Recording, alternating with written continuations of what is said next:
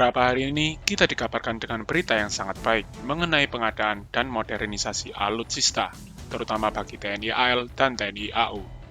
Diketahui bahwa Kementerian Pertahanan telah berhasil mengamankan kontrak mayor untuk memodernisasi alutsista TNI. Kontrak apa saja yang telah ditandatangani oleh Kementerian Pertahanan? Alutsista apa saja yang dimaksud dalam kontrak tersebut? Dan adakah halangan dalam akuisisi alutsista ini? Mari kita simak bersama-sama.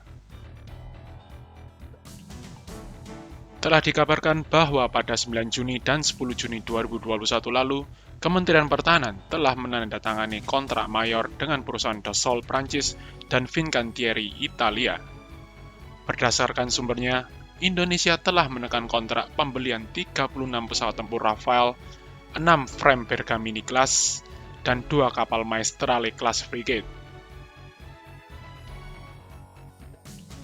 Dikarenakan informasi detail mengenai kontrak pengadaan Rafale masih belum jelas, tidak dapat dipastikan apa saja yang nantinya akan didapatkan oleh Indonesia. Mengenai kontrak dengan Fincantieri sendiri, hanya disebutkan jumlah kapal yang akan dibeli, tanpa adanya spesifikasi kapal tersebut. Nantinya, Fincantieri akan menjadi kontraktor utama dalam pengadaan ini. Tentu saja, perusahaan elektronika Leonardo dan perusahaan BUMN PT PAL juga berperan dalam proyek besar ini. Berdasarkan informasi perihal kontrak frame Bergamini, Fincantieri akan memproduksi sebanyak 3 unit, dan sisanya dikerjakan oleh PT PAL. Perlu diketahui bahwa kontrak tersebut statusnya masih belum efektif, dikarenakan belum adanya transfer DP dari pihak Indonesia. Dan bila mana tidak ada kendala atau keputusan labil dari pihak Indonesia, dapat dipastikan dalam beberapa tahun ke depan, Indonesia akan memiliki kekuatan militer AU dan AL yang sangat kuat dan disegani oleh negara tetangga. Akan tetapi, perlu diingat kembali bahwa spesifikasi dari frame untuk TNI AL masih belum bisa dipastikan. Bila merujuk dengan spesifikasi standar AL Italia, kapal frigate ini akan menggunakan sistem dari Leonardo dan sonar dari Thales.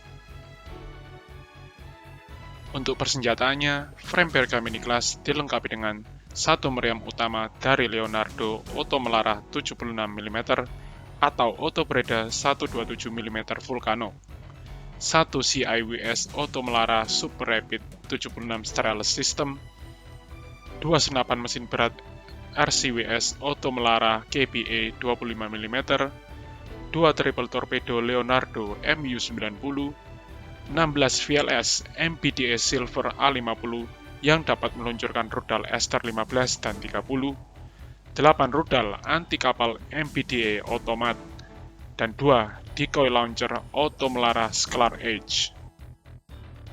Tentu saja nantinya spesifikasi tersebut kemungkinan akan disesuaikan dengan kebutuhan TNI AL, seperti rudal yang akan diganti menggunakan Exocet 40 dan Pernica dari Thales. Tentu saja hal ini dilakukan bukan tanpa alasan. Hal ini dapat membentuk komunalitas, mempermudah perawatan, dan integrasi sistem yang telah dimiliki oleh TNI AL. Dari Dassault sendiri, masih belum diketahui pasti Rafale tipe apa yang akan dimiliki oleh TNI AU. Kemungkinan besarnya adalah tipe F3R atau F4. Dalam pengadaan besar ini, Komisi 1 DPR sempat menanyakan permasalahan ketersediaan anggaran kepada Menteri Pertahanan. Anggota DPR dari fraksi Partai Demokrat, Syarifuddin Hasan, menuturkan bahwa sangat tidak mungkin menggunakan APBN, bahkan tidak menyetujui menggunakan anggaran kementerian. Syarif mengungkapkan bahwa Kementerian Pertahanan belum pernah melakukan rapat bersama perihal pembelian 8 kapal Italia tersebut. Permasalahan ekonomi Indonesia tentu akan menjadi tolak ukur dalam program akuisisi alutsista ini. Meskipun Kementerian Pertahanan telah mengajukan pinjaman luar negeri, hal tersebut perlu persetujuan dari kementerian terkait.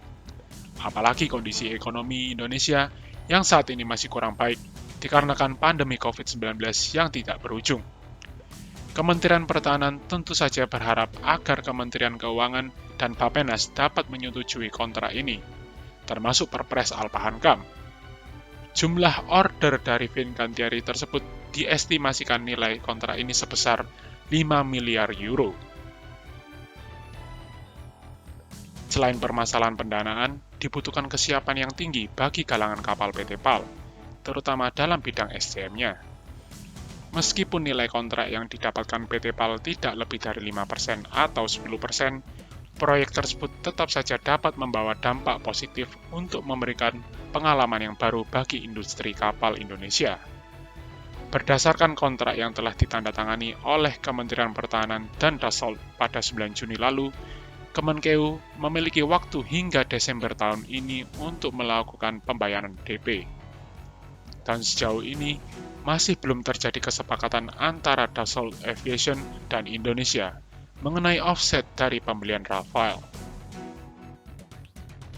Dan bila mana proyek besar ini berjalan dengan lancar, dapat dipastikan TNI AL akan memiliki armada kapal kombatan permukaan yang sangat disegani di wilayah Asia Tenggara. Frame Bergamini Class, Iver Huitfeldt Class, dan Sigma Rem Class akan menjadi pemukul utama bagi TNI AL. Selain itu, pesawat tempur dari Dassault Rafale akan menjadi tulang punggung terbaru untuk TNI AU yang memiliki kapabilitas tinggi dan meningkatkan efek deteren di kawasan ASEAN.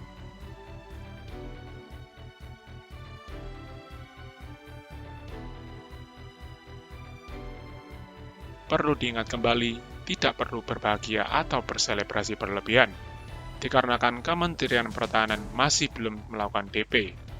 Seperti yang kita ketahui apa yang terjadi dengan kontrak Iver Huitfeldt. Diperlukan waktu 1 tahun agar kontrak ini efektif. Akan tetapi kita semua tentu berharap yang terbaik demi masa depan TNI AU dan TNI AL.